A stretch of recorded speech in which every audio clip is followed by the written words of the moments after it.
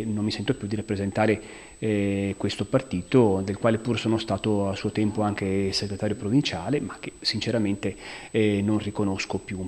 Venezia, Treviso, Belluno in Subbuglio. In Veneto le candidature del Partito Democratico per le prossime politiche stanno creando dei veri e propri terremoti, esclusi dalle liste e per chi c'è anche dalle posizioni in cui si può sperare in un'elezione quasi tutti gli uscenti, paracadutati in Veneto col risultato di sottrarre posti ai rappresentanti territoriali, leader nazionali come il segretario Dem Enrico Letta, Piero Fassino, Beatrice Lorenzin e poi la classe dirigente del partito scavalcata da giovani che hanno alle spalle ben poca storia nel PD. Uno scontento che non è però generalizzato. Le segreterie provinciali di Vicenza, ma soprattutto quella di Padova, hanno invece avuto ciò che volevano. Vedi la conferma di Alessandro Zan o la new entry Andrea Crisanti, dimostrando a livello regionale un peso sulla bilancia differente. A Venezia esclusi sia Andrea Ferrazzi che Nicola Pellicani. Non voglio essere ipocrita, scrive il senatore Dem su Facebook. Mi aspettavo un esito diverso e sono sinceramente amareggiato. I circoli del territorio mi avevano chiesto di continuare il lavoro. Purtroppo ci troviamo insieme a subire una decisione diversa. Annuncio analogo di Pellicani sui social. Non nascondo che sono molto dispiaciuto perché avrei voluto continuare per un'altra legislatura l'attività bruscamente interrotta. Il partito ha fatto altre scelte che non condivido, dimostrando anzitutto scarsissima attenzione per il territorio.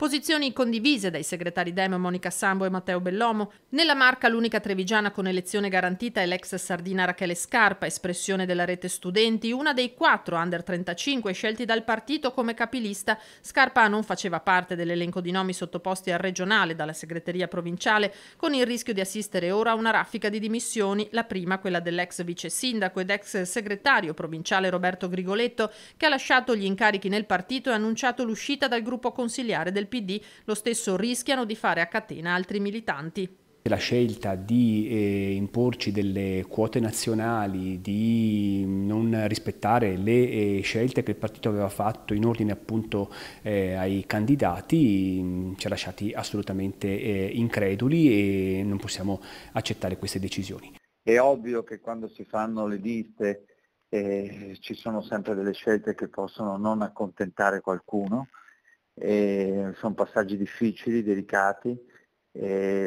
sono passaggi resi ancora più difficili dalla riduzione del numero dei parlamentari e quindi mi auguro che insomma, si superino però insomma, le turbulenze date da questo passaggio, poi tutti quanti presto siamo impegnati nella campagna elettorale.